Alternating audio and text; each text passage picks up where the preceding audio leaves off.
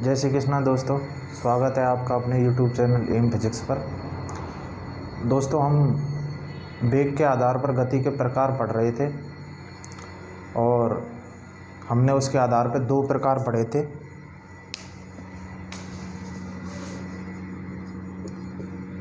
वेग में परिवर्तन के आधार पर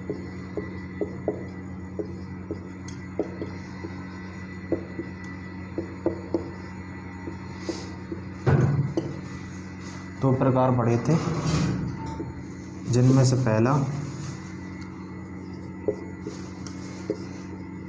एक समान गति और दूसरा असमान गति। एक समान गति में मैंने आपको बताया था, इसमें वेग का मान समान रहता है और वेग का मान समान रहता है, तो इसका मतलब है त्वरण का मान इसमें शून्य होता है। इसमें मैंने आपको बताया था, इसमें वेग का मान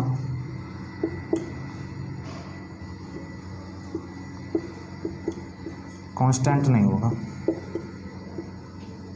या फिर मैं बोलूँ नियत नहीं होगा। और कांस्टेंट वेग का मान नियत नहीं होगा, तो इसका मतलब है इसके त्वरण का मान 0 नहीं होगा। फिर इस आधार पर हमने त्वरण का मान 0 नहीं होगा, इस आधार पर हमने इसको दो भागों में बांटा था। कौन कौन से?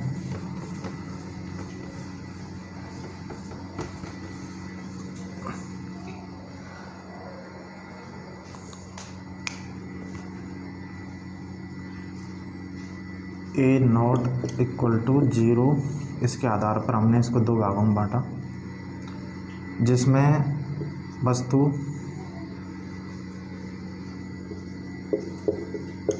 वेग में जो परिवर्तन की दर है वो क्या है, समान रह रही है या फिर कांस्टेंट है। इसका क्या मतलब होता है? ए बराबर कांस्टेंट, मतलब त्वरण का मान इसमें क्या होगा, नियत होगा। त्वरण का मान नियत होगा और इसे ही हमने कहा था कौन सी गति? एक समान त्वरित गति। और दूसरा मैंने बताया था कि जो वेग में परिवर्तन है,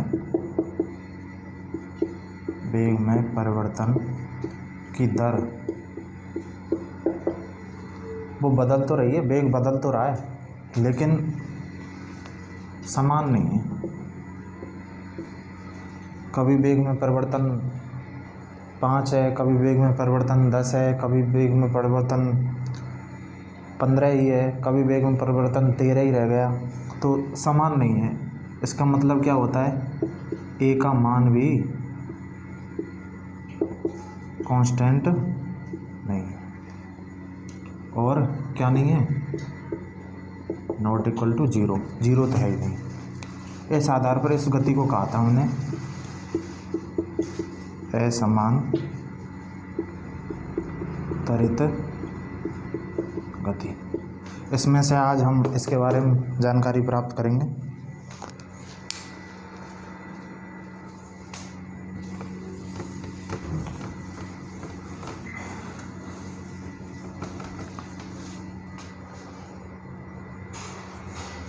इसके बारे में मैंने आपको बता दिया।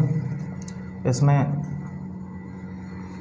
वेग नॉट इक्वल टू कांस्टेंट और ए का मान क्या होगा, कांस्टेंट नियत।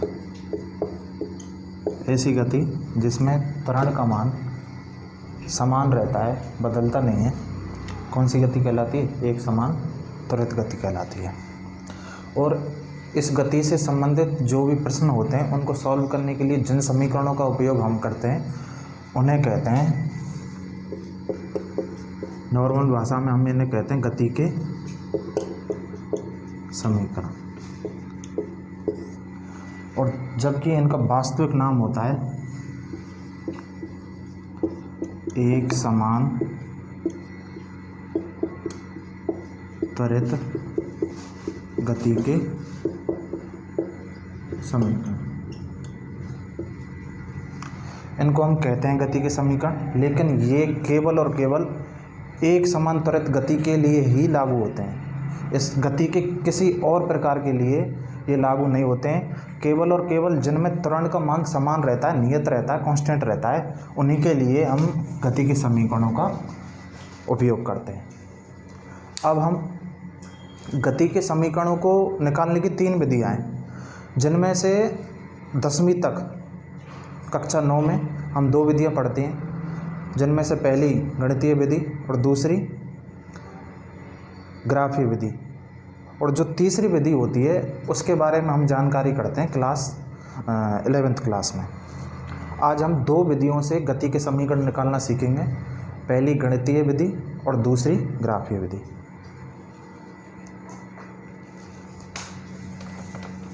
पहले पढ़ते हैं हम गणितीय विधि।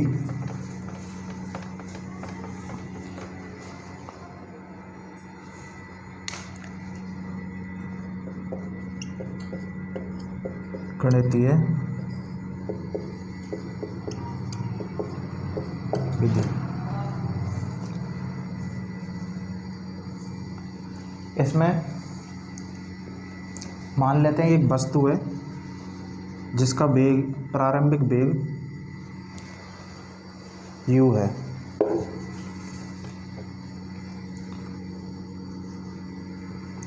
और t समय बाद उसका वेग जो हो जाता है वो हो जाता है v। प्रारंभिक वेग u, अंतिम वेग v, और समय कितना लगा t। और u से v होने में और t समय में जो दूरी तय की है या विस्थापन तय किया है, मान लेते हैं वो है s। अब यहाँ से हम निकालें त्वरण।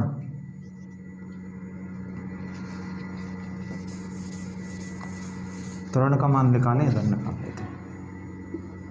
a बराबर क्या होता है, वेग में परिवर्तन बटे परिवर्तन में लगा समय। यहाँ पे t बराबर क्या था 0 और यहाँ पे t बराबर क्या है t। ठीक, वेग में परिवर्तन कितना, अंतिम वेग माइनस प्रारंभिक वेग, और समय कितने में परिवर्तन t माइनस 0 बराबर b minus u upon t। यहाँ से इसका वज्र गुणन करें, ये प्राप्त होगा at बराबर b माइनस u। और यहाँ से हम निकालें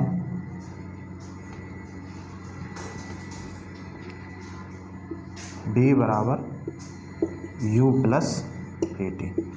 ये क्या होता है, गति का प्रथम समीकरण।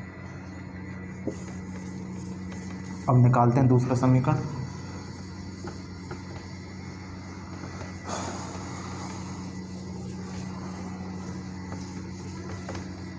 दूसरे समीकरण के लिए हम निकालते हैं विस्थापन।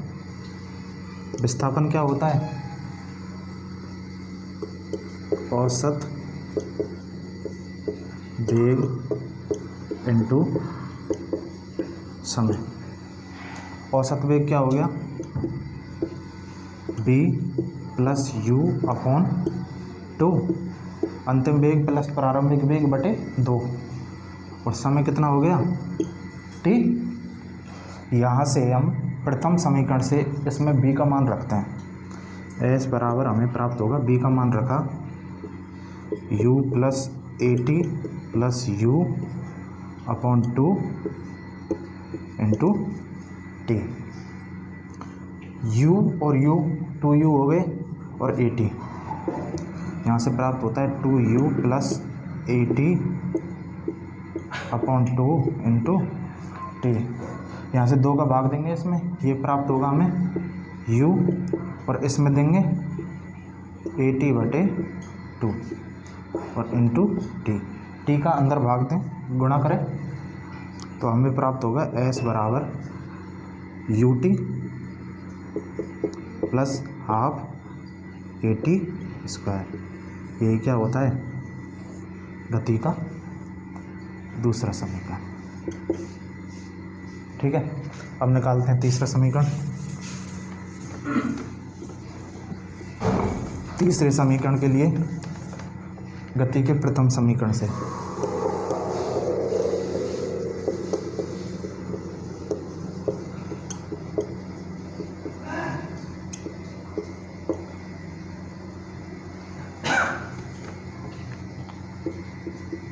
क्या b बराबर u प्लस AT। दोनों तरफ इसका क्या कर देते हैं, वर्ग कर देते हैं। दोनों तरफ वर्ग करने पर ये प्राप्त होगा b स्क्वायर बराबर u प्लस AT का स्क्वायर। इसको a प्लस बी के स्क्वायर से खोलें। a प्लस बी का स्क्वायर होता है a square plus B square plus 2ab। यहाँ से इसको खोलें तो ये प्राप्त होगा u square plus a square t square plus 2uat। ठीक है। अब यहाँ से क्या करते हैं, हम 2a को कॉमन ले लेते हैं इन दोनों में से। u स्क्वायर प्लस 2a को कॉमन लिया, यहाँ पे 2 तो है नहीं इसलिए इसमें भाग लग जाएगा। a ले लिया, एक a बचा यहाँ पे, बाकी का t स्क्वायर अपॉन 2 प्लस यहाँ पे बचेगा ut। और ये हमें पता है गति के दूसरे समीकरण से ये बराबर होता है किसके, s के, विस्थापन के। तो इसका मान रखें यहाँ पे तो हमें प्राप्त होगा b स्क्वायर बराबर u स्क्वायर प्लस 2as। यही क्या होता है, गति का तीसरा समीकरण होता है। अब इसकी पढ़ते हैं हम ग्राफीय विधि।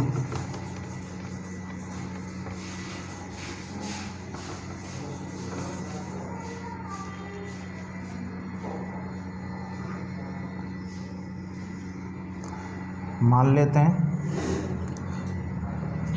वेग, इस अक्ष पर वेग और इस अक्ष पे समय। ठीक, मान लेते हैं वस्तु का जो प्रारंभिक वेग है वो है u यहाँ पे, और t समय बाद उसका जो वेग हो जाता है v हो जाता है। t समय बाद वेग हो गया उसका कितना, v। कितने समय बाद, t समय बाद। ठीक है। अब एक चीज़ यहाँ से, वही चीज़ हम निकालेंगे त्वरण का मान। त्वरण बराबर क्या होता है, वेग में परिवर्तन बटे वेग में परिवर्तन लगा समय। लेकिन यहाँ इसको हम सॉल्व करेंगे किससे, ग्राफ से। अब एक चीज़ देखो कि जो त्वरण होता है इन दोनों राशियों के गुणनफल से प्राप्त होता है या फिर इनके भागफल से प्राप्त होता है। तो आपने देखा होगा त्वरण जो होता है वो प्राप्त होता है v अपॉन टी, मतलब वेग अपॉन समय से, मतलब भागफल से प्राप्त हो रहा है। भागफल से प्राप्त हो रहा है तो मैंने आपको बताया था जो राशि जो जिनके मध्य एक राशि है और वो अन्य दो राशियों के भागफल से प्राप्त हो रही है, तो उन दो राशियों के मध्य जो ग्राफ खींचा गया है उसकी ढाल और x अक्ष के मध्य, जो उसकी ढाल होती है तो वही ढाल उसको रिप्रेजेंट करती है। तो यहाँ जो इसकी ये ढाल है ये किसको रिप्रेजेंट करेगी, त्वरण को। तो यहाँ से इसका मान कैसे निकालें, या तो ऐसे निकाल सकते थे कि ये थीटा दे रखा हो, क्योंकि a बराबर हो गया tan थीटा के ढाल के बराबर, थीटा तो है नहीं। तो ये मान हम निकाल के देखते हैं। यहाँ से यहाँ तक ये हो गया u, और इसका मान निकालें, ये पूरा b है और इसमें से u को घटा दें तो ये हमें जो प्राप्त होगा यहाँ से यहाँ तक ये प्राप्त होगा b माइनस u, और यहाँ तक u। ठीक है। ये जब t है तो ये भी क्या होगा, t हो जाएगा। tan थीटा बराबर होता है किसके, लंब बटे आधार के। लंब क्या हो गया b माइनस u और आधार क्या हो गया t। यहाँ से वही पज्जर गुणन करें तो क्या प्राप्त होगा, at बराबर b माइनस u, और फिर इसको ले जाएं इधर u को, तो b बराबर प्राप्त होगा हमें u प्लस at। क्या है, प्रथम समीकरण। इसी प्रकार दूसरा निकालें। दूसरे समीकरण के लिए हम क्या करेंगे, इसके लिए निकालते हैं इसका विस्थापन S। ठीक है, विस्थापन निकालने के दो तरीके हैं और उन दोनों तरीके से बाकी के दो समीकरण ज्ञात होंगे। पहले तरीका क्या है, ये एक आयत हो गया और ये हो गया एक त्रिभुज, दो पार्टों में बांट दिया इस क्षेत्रफल को। या फिर इसको हम पूरे को, ये क्या है देखिए ध्यान से, ये दो समांतर भुजाएं हो गई और ये इनके बीच की दूरी हो गई, ये हो गया एक समलंब चतुर्भुज। तो पहले हम निकालते हैं आयत और त्रिभुज से। इसको मान लेते हैं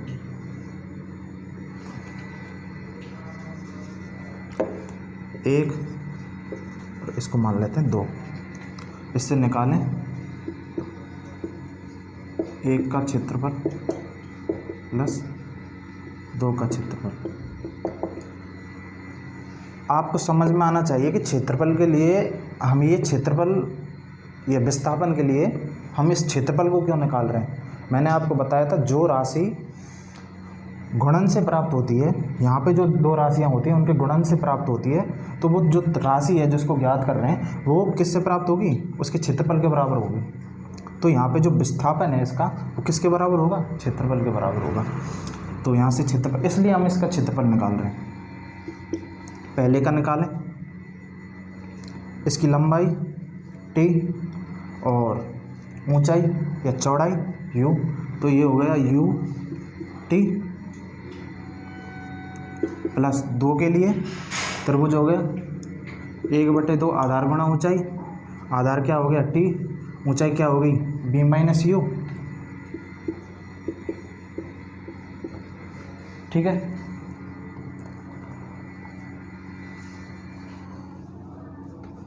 तो यहाँ से हम समीकरण 1 से b माइनस u का मान निकालें तो क्या आएगा 80। यहाँ पे उसको मान रख देते हैं b माइनस यू बराबर किसके 80 के और इंटू टी। इसको निकालें तो ये क्या प्राप्त होगा ut प्लस हाफ 80 स्क्वायर। तो ये गति का तीसरा समीकरण या त्वरित गति का, एक समान त्वरित गति का दूसरा समीकरण है। ठीक है, और अब निकालते हैं हम तीसरा समीकरण, वो भी विस्थापन निकाल के निकालेंगे।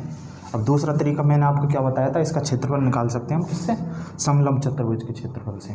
समलंब चतुर्भुज का क्षेत्रफल क्या होता है 1/2 समांतर भुजाओं का योग गुणा समांतर भुजाओं के बीच की दूरी। समांतर भुजाओं का योग क्या हो गया, देखिए यहाँ पे एक भुजा तो ये हो गई पूरी b और दूसरी भुजा क्या होगी u। तो समांतर भुजाओं का योग हो गया b प्लस u, और क्या होता है समांतर भुजाओं के बीच की दूरी कितनी है, ये कितनी किसके बराबर है t के। इसमें अब गति के प्रथम समीकरण से t का मान रखते हैं। यहाँ से गति के प्रथम समीकरण से t का मान निकालेंगे तो ये निकलेगा b minus u upon a। इस मान को t के को इसमें रख देते हैं, s बराबर हाफ b प्लस u और b minus u upon a और 2 को इधर ले आते हैं, ये बन जाएगा 2as बराबर b plus u b minus u, a plus b into a minus b बराबर होता है क्या a square minus b square. तो यहाँ से b plus u b minus u ये हो जाएगा b square minus u square. u square को इधर ले आते हैं 2as प्लस u स्क्वायर बराबर b स्क्वायर, और इसको सीधा लिखें तो b स्क्वायर बराबर u स्क्वायर प्लस 2as। यही क्या होता है गति का तृतीय समीकरण। ये हो गए गति के समीकरण। अब इससे संबंधित कुछ महत्वपूर्ण जानकारियाँ और प्राप्त करते हैं।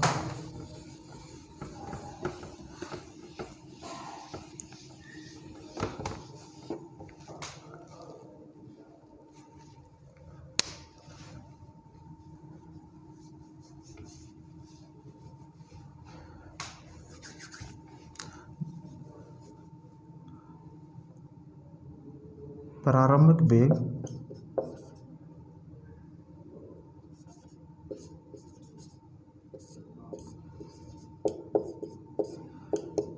u का मान, प्रारंभिक वेग u का मान कब कब जीरो हो सकता है इसके बारे में जानते हैं। एक हो सकता है कब, जब वस्तु का प्रारंभिक वेग दे ही नहीं रखा हो। जब दे नहीं रखा हो तब इसका प्रारंभिक वेग का मान हम जीरो लेते हैं।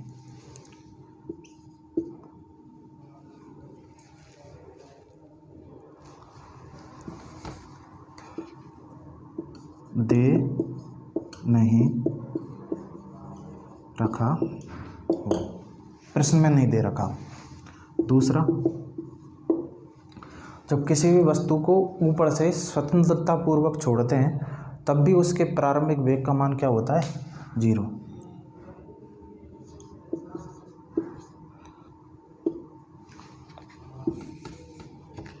वस्तु को स्वतंत्रता पूर्वक छोड़ने पर, जब वस्तु जैसे यहाँ h ऊंचाई पे, यहाँ से हम इसको छोड़ते हैं और अंत में इसका वेग हो जाता है v। प्रारंभ में जो वेग होगा ना इसका, वो होगा u बराबर जीरो। जब स्वतंत्रता पूर्वक छोड़ेंगे तभी होगा, वरना अगर इसको हम झटके से या प्रारंभिक वेग का मान कुछ दे के छोड़ें तब इसका मान u नहीं होगा, जीरो नहीं होगा।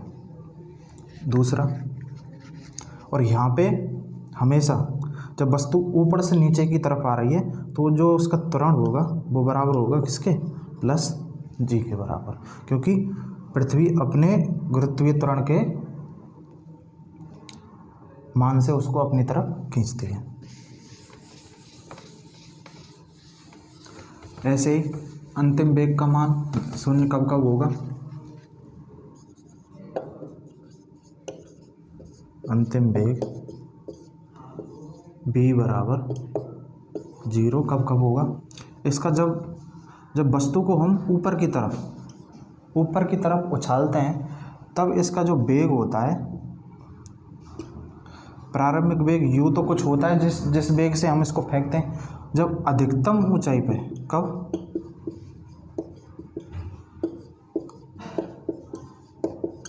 अधिकतम ऊंचाई पे जो इसका वेग होगा v बराबर अंतिम वेग क्या होगा, जीरो प्राप्त होगा। इसमें जब गति ऊपर नीचे से ऊपर की तरफ हो रही है तो जो इसमें त्वरण का जो मान होगा गुरुत्वीय त्वरण के नेगेटिव मान के बराबर होगा। क्यों, क्योंकि पृथ्वी से वस्तु ऊपर की तरफ फेंकी जा रही है, गुरुत्वीय त्वरण के विपरीत दिशा में फेंकी जा रही है। ठीक है, अब इससे संबंधित कुछ ग्राफ देखते हैं। पहला ग्राफ देख लेते हैं।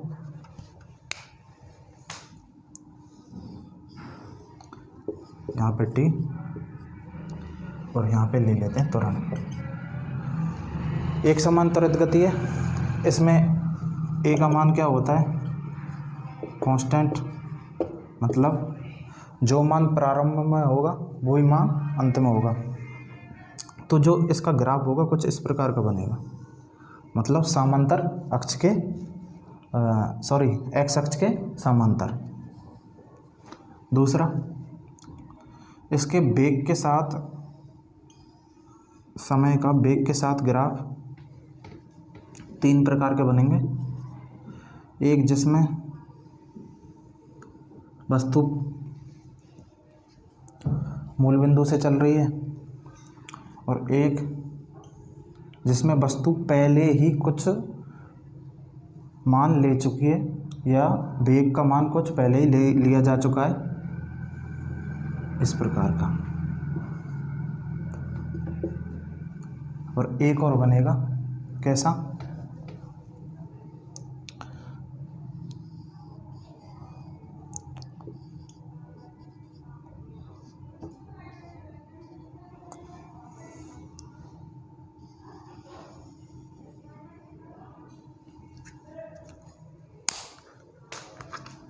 स्ट्रेट लाइन है,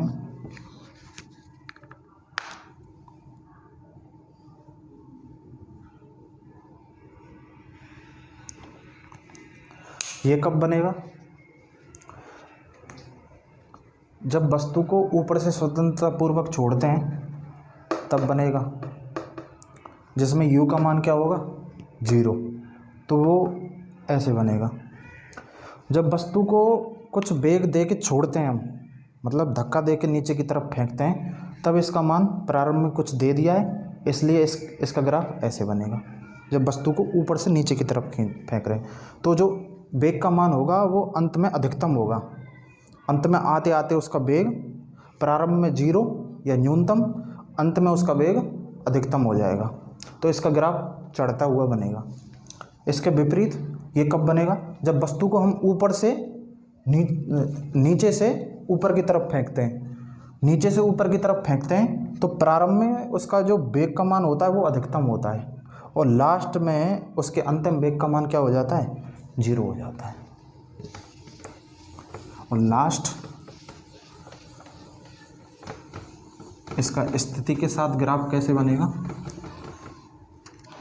स्थिति में परिवर्तन अधिक तेजी के साथ होगा, तो इसका स्थिति के साथ ग्राफ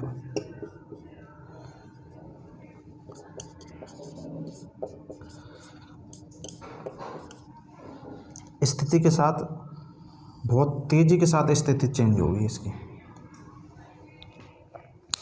ठीक है, आशा करता हूँ आपको वीडियो पसंद आई होगी, और अगर वीडियो पसंद आई तो वीडियो को लाइक करें, शेयर करें और चैनल को सब्सक्राइब करें। राधे राधे।